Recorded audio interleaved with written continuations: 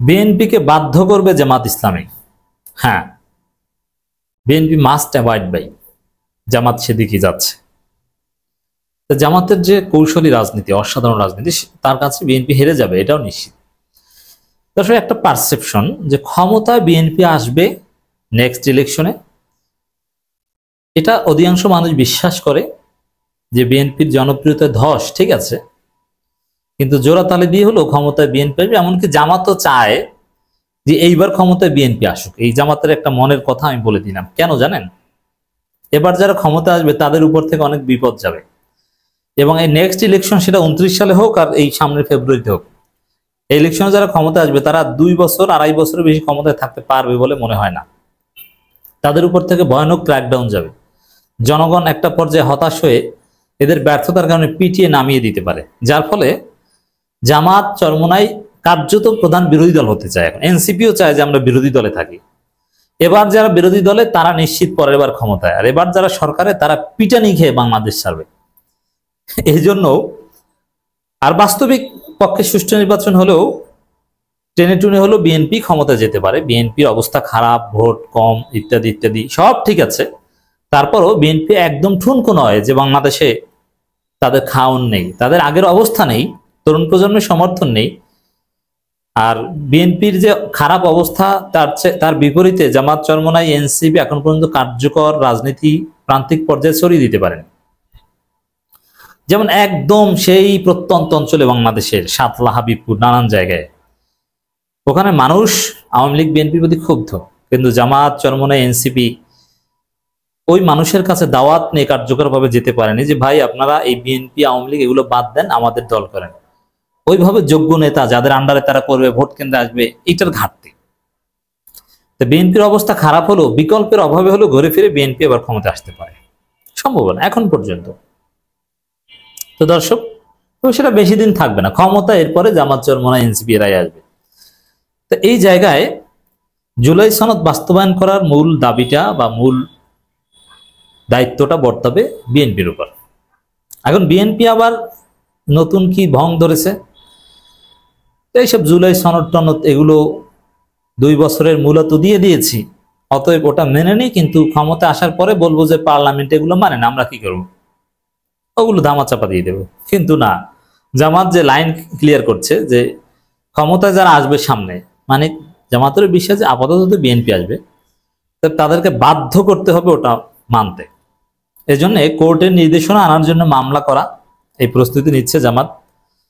আর সনদের ভিতরে বাধ্যবাধকতা বা আইনি ভিত্তি তৈরি করে দিতে যাচ্ছে জামাত। এইভাবে বিএনপিকে বাধ্য করবে জামাত, এবং বিএনপি কিছু করার থাকবে এটা মেনে নেবে, না মানলে উল্টো পাল্টা করতে চাইলে জনগণ পিটিয়ে ক্ষমতা থেকে নামিয়ে দেবে। ইফ বিএনপি কামস টু পাওয়ার, এটা হচ্ছে জামাতের। আর যদি বিএনপি এবারেই ক্ষমতা আসার যোগ্যতা হারায়, জামাত চরমোনাই এনসিপি চমক দেখাতে পারে, দ্যাটস ডিফারেন্ট, তখন তারা তো এমনিতেই মেনে নিবে। আর তখন তাহলে প্রশ্ন আসছে জামাত চরমোনাই এরা কি করবে? এরাও কি বিএনপির মতো বেকায়দায় পড়বে? হ্যাঁ, বেকায়দায় পড়বে, ঠিক আছে, কিন্তু বিএনপির মতো এত না। কারণ হচ্ছে বিএনপি ক্ষমতায় আসলে তো আনলিমিটেড চাঁদাবাজি, সন্ত্রাস, দুর্নীতি শুরু করে দেবে, আর জামাত চরমোনাই তো এটা করবে না।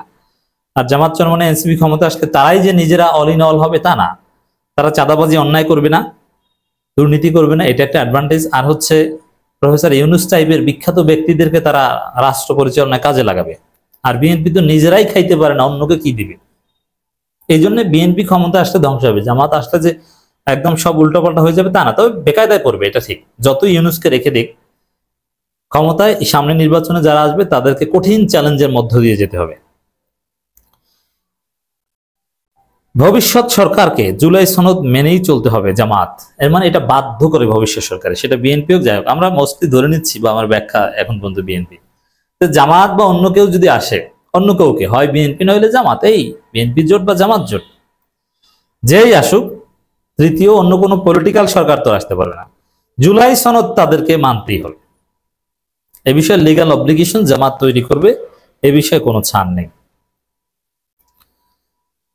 বাংলাদেশ জামাত ইসলামী বলেছে অবিলম্বে জুলাই সনদ ঘোষণা করতে হবে, এবং এই সনদ মেনেই বর্তমান ভবিষ্যৎ সরকারকে দেশ পরিচালনা করতে হবে। এখানে আরেকটা সিগনিফিকেন্ট পয়েন্ট, বর্তমান সরকারকে। তাহলে বর্তমান সরকারের সংবিধান বা বৈধতার ভিত্তি হবে জুলাই সনদ। এই জুলাই সনদ যদি বর্তমান সংবিধানের ভিত্তি হয়, তাহলে তারা কিন্তু চাইলে বিপ্লবী হয়ে উঠতে পারে। কারণ জুলাই সনদ ওটা ওই অর্থে কোনো সংবিধান না, এটা হচ্ছে বিপ্লবী বা ইন্টারিম কোন একটা পরিস্থিতিতে এটা তাদের একটা নীতিমালা। অতএব তারা বিপ্লবী আচরণ চাইলেই করতে পারে।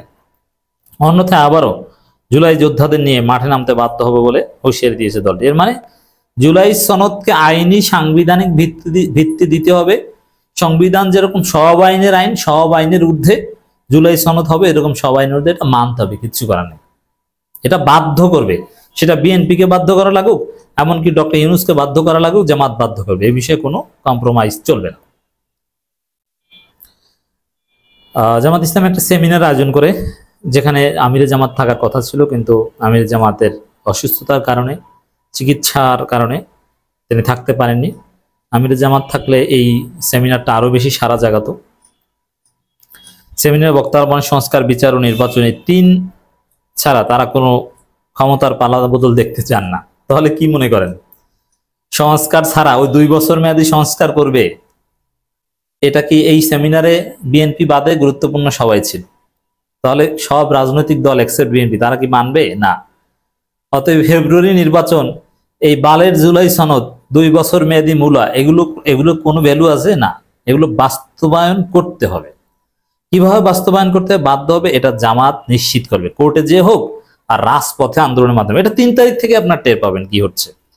সেমিনার মানে একটা ঐক্যমত আছে, যেখানে এনসিপি, জামাত, শিবির এদের মধ্যে এখন একটু ইখতিলাফ চলছে, হোয়াট এভার, মৌলিক জায়গায় তারা ঠিক আছে। যে সংস্কার, বিচার, এগুলো ছাড়া কোনো নির্বাচন নয়। আচ্ছা, বিচারের কোনো রায়ের খবর দেখেন আপনারা? হবে 2-4 দিনে? না। এত নির্বাচন করেন কেন? সারা বাংলাদেশে যে হাজার হাজার মামলা হয়েছে, এগুলোর চার্জশিটের খবর দেখেন। এত তাড়াতাড়ি আপনি নির্বাচনের কথা বলেন কিভাবে? বিচারের কোনো খবর আছে? এত সোজা না নির্বাচন। বক্তারা ফেসিবাদ তাড়ানো, নতুন ফেসিবাদের প্রতিরোধের উপর জোর দেন।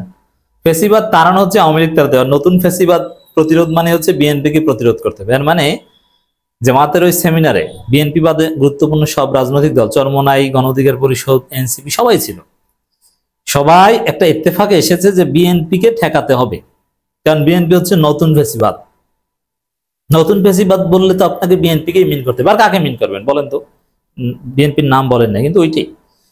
জামাত নেতারা আরো বলেন, দেশে আইন শৃঙ্খলা পরিস্থিতি অবনতি হয়েছে এবং নির্বাচন কমিশন ফ্যাসিস্টদের দোসর রয়েছে নির্বাচন কমিশনে। এখন ফ্যাসিস্টদের দোসর রেখে আপনি ভোট চান, এটা জামাত মানবে? ওই যে আমি যে কথাটা বলি যে ফেব্রুয়ারিতে বালার নির্বাচন, বুঝতে পারছেন এবার? এসব ঠিকানা ঠিক না করে কোনো নির্বাচন করা যায় না। মানুষের ভোটাধিকার নিশ্চিত করতে সংস্কার ও বিচার প্রক্রিয়া সম্পন্ন করার পরে নির্বাচন দিতে হবে। সেমিনার জামাত আমির ডাক্তার শফিকুর রহমান সভাপতিত্ব করার কথা থাকলেও অসুস্থতার কারণে তিনি উপস্থিত থাকতে পারেননি। যাই হোক দর্শক, মূল কথা এটাই যে বিএনপি ঠেকাও, বিএনপিকে বাধ্য করো।